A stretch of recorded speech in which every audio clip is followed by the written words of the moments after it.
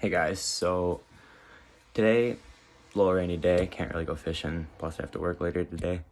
So I'm just gonna film a short little video on how to use the Fish Online application, which is like the Ontario application where you can look up all the lakes and the stocked water bodies. And lots of people ask me for fishing spots and stuff, and I just say, oh, I just look on Fish Online.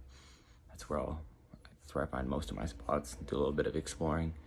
Sure, it's not perfect, but I'm going to show you guys how to use it. Okay, so I like to start by hitting the map options tab and selecting imagery and depth contours. So by hitting depth contours, you can see that it shows you all the depths of some lakes. They're not always accurate. That doesn't say 25 feet. That's just like 5 feet and 2 feet. Nipissing's a really shallow lake. But yeah, it'll show you like humps and stuff. That's one thing I find it really useful for. Saddles in the lake, just very good to have. It's not always accurate. It says the middle of Trout Lake's 30 feet where I've marked, and I know it's well over 100. So yeah, let's click on one of these blue fish icons. If you come over to fish, it'll tell you all the species in that lake.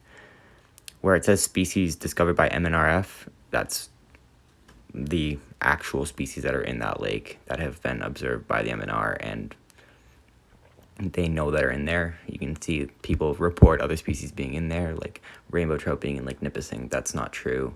So always just go by the MNRF listings. So yeah, if you come over to search by, you have 4 options. You got water body name, fish species, stocked water body, and GPS coordinates. I personally only use the first 3, mainly water body name and stocked water body. Water body name is just for if you have heard of a lake before and you're not sure where it is, you can go over to that, look it up. Fish species, you can select these little tabs here and select more than one. Stocked water body, this one, for example, let's do brook trout. Just go over, click go. As you can see, there's tons of brook trout lakes in Ontario. They'll pop up as red if they have what you're searching for. If you hit stocking, it'll tell you the numbers they have, what size they put in. Yearling is just a year-old brook trout, and the year that they put it in, so you know like what to expect from that lake. Personally, I like to fish smaller lakes with high numbers. Gives you the best chance of catching fish. That's not always true, but it's what I like to go by. Yeah, here's just another example. Stocked water bodies. Sometimes, like most of the stocked lakes in Ontario will say yearling. Some of them won't. Some of them will say adult. Some of them will say fingerling. Some of them will even say fry. And so yeah, I'll show you guys the fish species tab.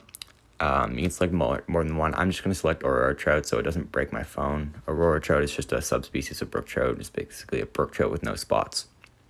We've got a few lakes of those here in Ontario. I think we only have them in Ontario. They're a very rare fish. I'd love to catch one day.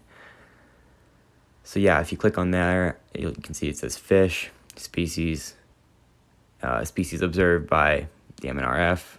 This lake was stocked. I think there's a few lakes that have them natural, like White Pine Lake.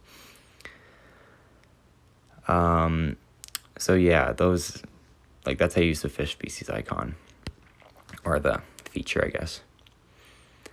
One other thing is, yeah, I'll show you a couple of the flaws here.